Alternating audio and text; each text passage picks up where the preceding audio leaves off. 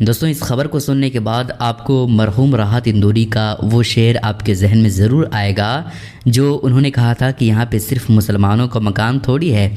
ख़बर ये है दोस्तों, उत्तर प्रदेश के भदोही से ये ख़बर आ रही है।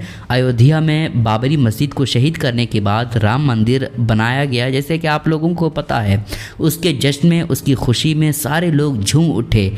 उसके 8 ही दिन गुजरे थे कि उसी बीच यादव मौर्या के लोगों ने तेली जाति के लोगों के घरों पर बुलडोज़र चलाया और उत्तर प्रदेश की सरकार ने बुलडोज़र चलाया और बुलडोज़र चलाने के बाद उसके घर को बेघर कर दिया और उसी पर अभी मंदिर बनाने की कोशिश किया जा रहा।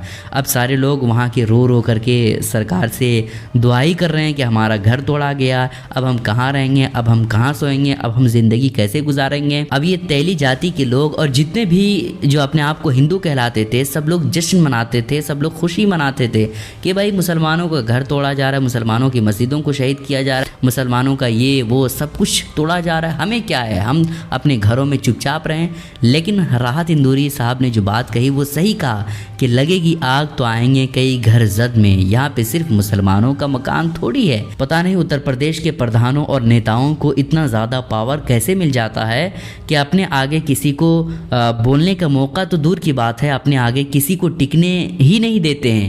ये मामला दोस्तों उत्तर प्रदेश के मथुरा का है। गरीब की ज़मीन पर कब्जा करने के लिए बुलडोजर लेकर पहुंचा है प्रधान। अब देखिए, बुलडोजर के ज़रिए से तो उसका घर तो टूट जाएगा ही, क्योंकि उत्तर प्रदेश में जो कानून है वो आपको पता है कि कोई अगर प्रधान से या नेता से ज़्यादा उलझेगा तो उसका घर सबसे पहले टूटेगा, है ना। तो जिस गरीब के वोट के ज़रिए से प्रधान या नेता जीतता है, उसी गरीब पर आज जुल्म सितम हो रहा है।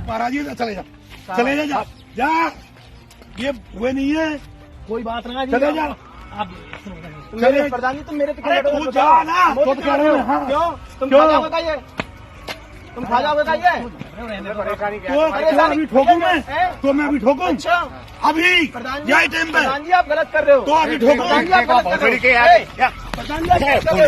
दोस्तों, आप इस बूढ़े को देखिए। अंतर्राष्ट्रीय हिंदू परिषद के अध्यक्ष परवीन तोगड़िया है, जो मुसलमानों के खिलाफ डर और नफरत फैलाने के लिए इजराइल और गजा युद्ध का इस्तेमाल करता हुआ नजर आ रहा है। इन्होंने मुसलमानों की जनसंख्या को लेकर के भी बहुत भड़काऊ भाषण दिया और साथ ही साथ हिंदुओं के दिलों में मुसलमानों के लिए नफरत भी बढ़ावा दिया।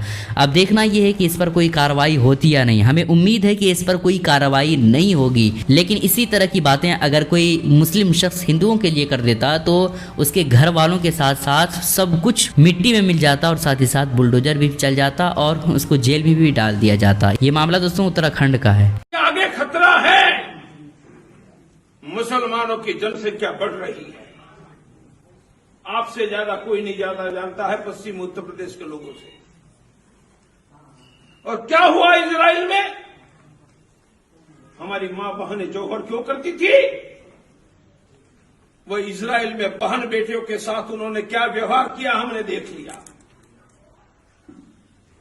इसमें खतरा आज भी मंडरा रहा है।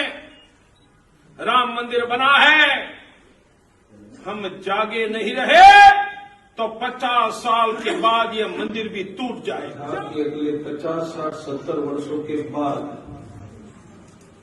भारत में हिंदू अल्पसंख्यक होकर समाप्त हो जाएगा।